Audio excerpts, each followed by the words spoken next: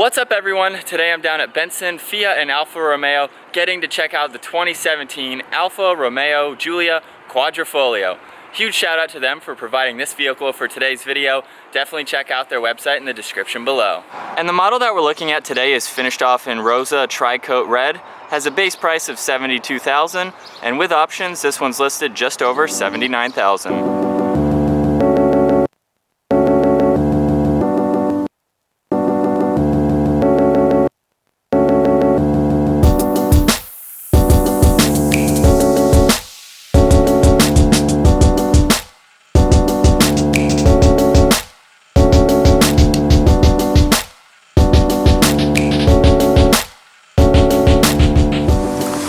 Under the hood is the all-new 2.9-liter twin-turbocharged V6. This particular car is paired to the 8-speed automatic with column-mounted paddle shifters.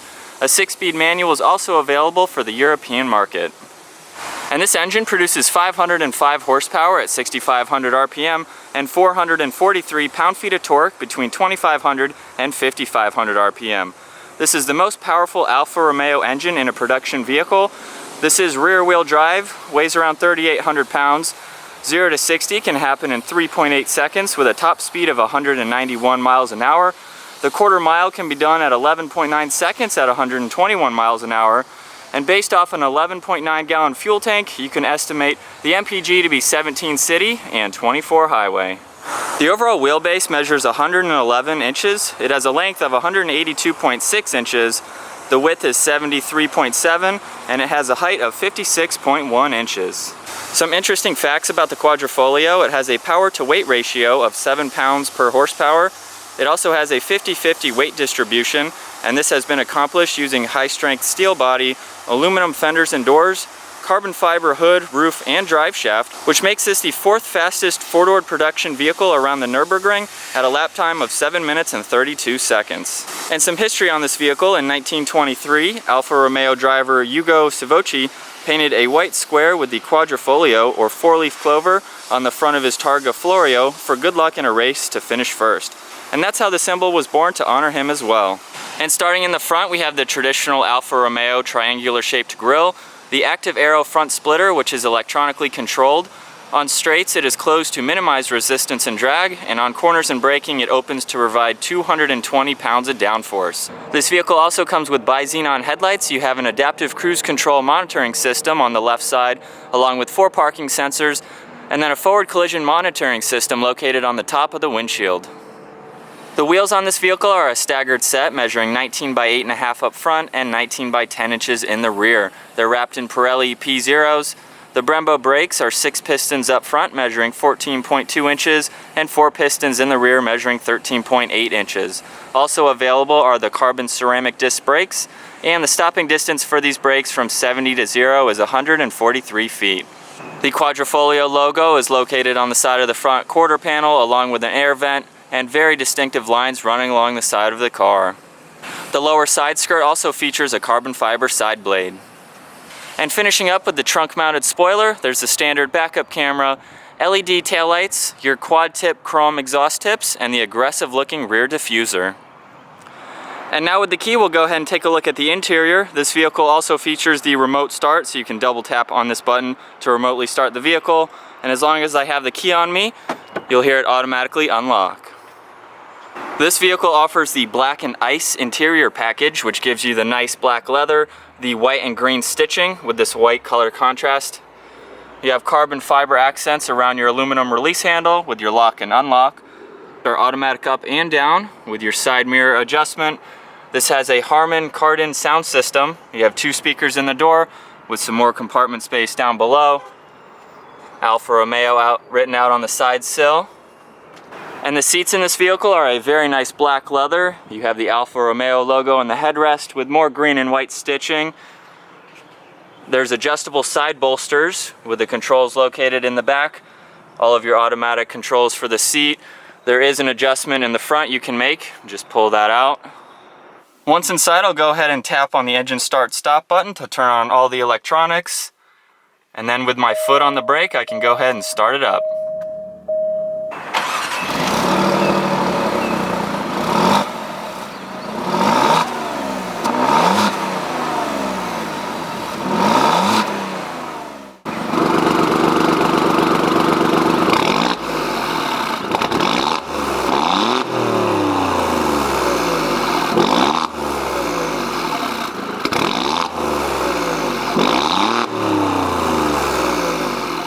Once inside, you're greeted by a 3-spoke design steering wheel that has a combination of suede, leather, and carbon fiber inserts.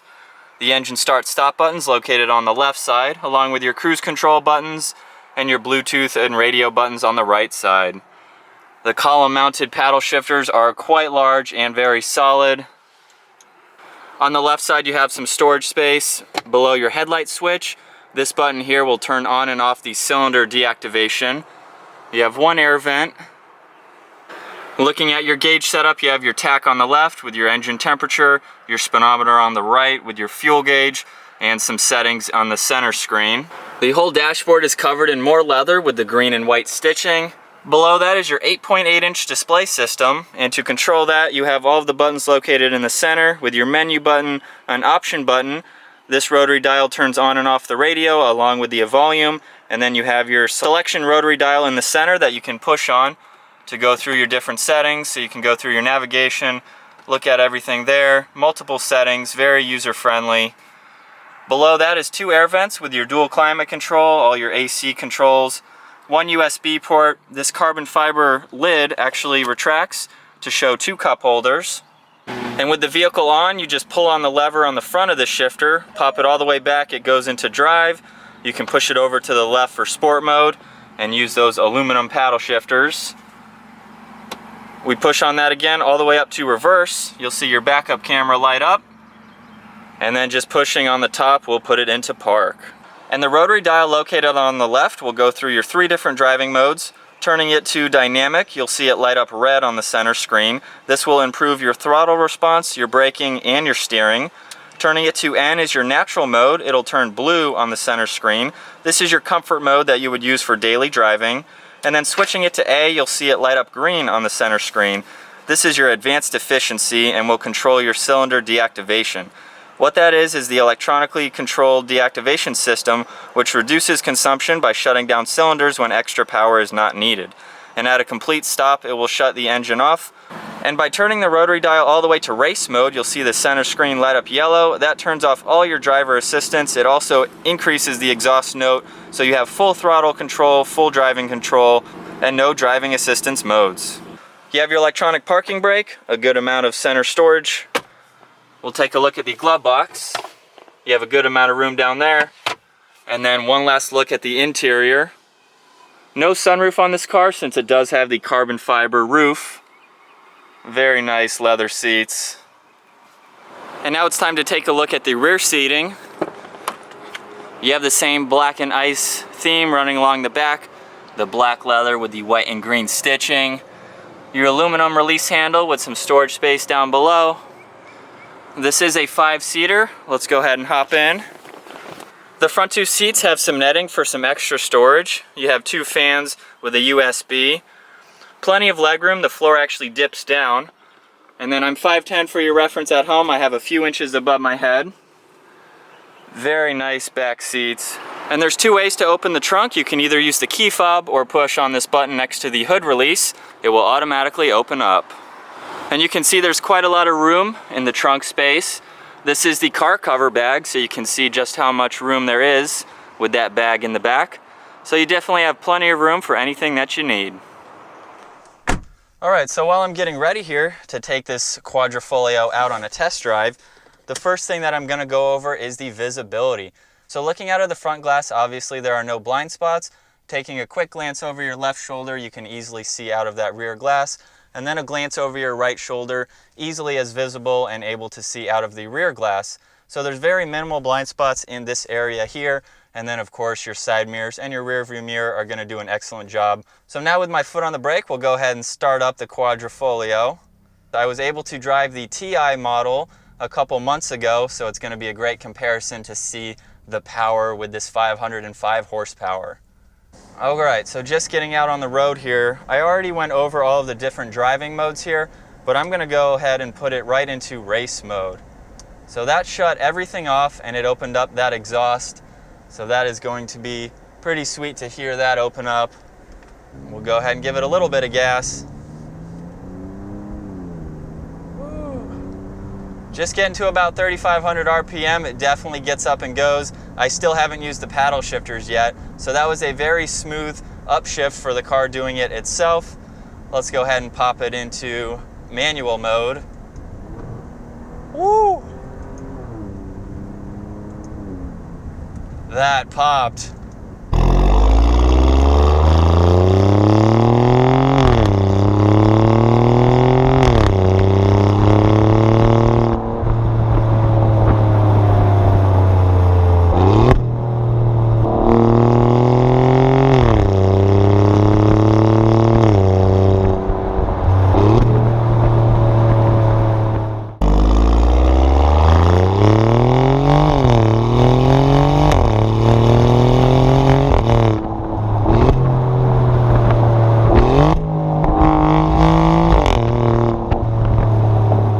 Very instant in the shifts. As soon as you click on this paddle, it's an upshift.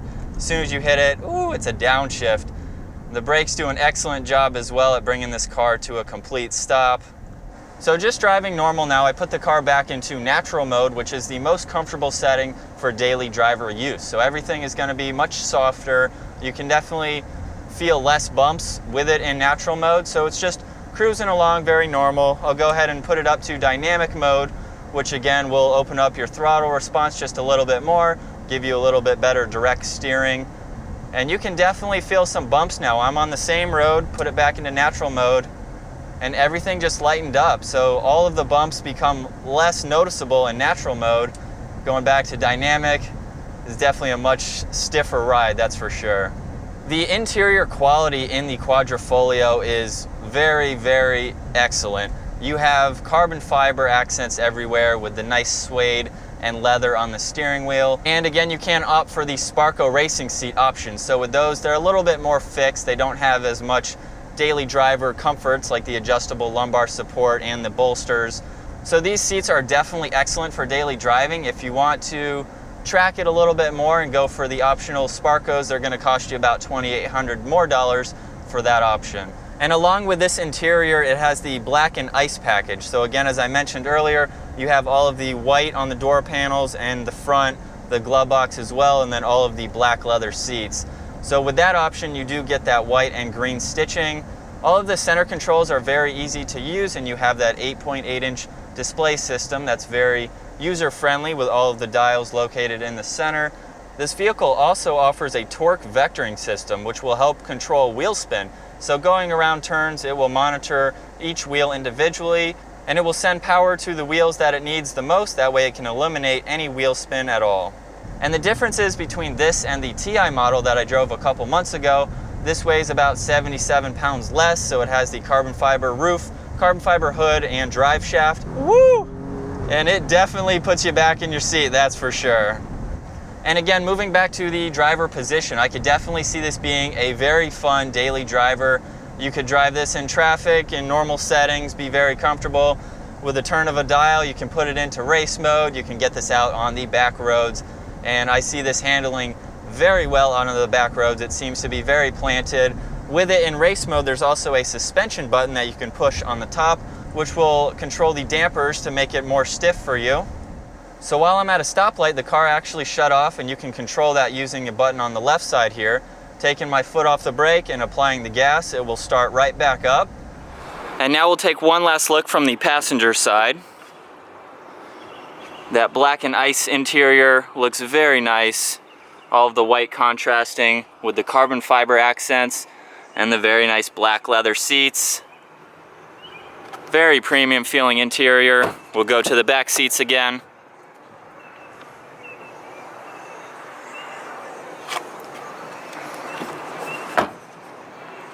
So that is my walk around review and test drive of the 2017 Alfa Romeo Giulia Quadrifoglio.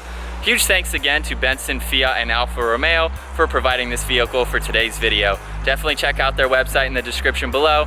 If you enjoyed the video, make sure you give it a thumbs up. If you're new to the channel, make sure you subscribe to stay tuned for more videos to come. I'll see you all next video.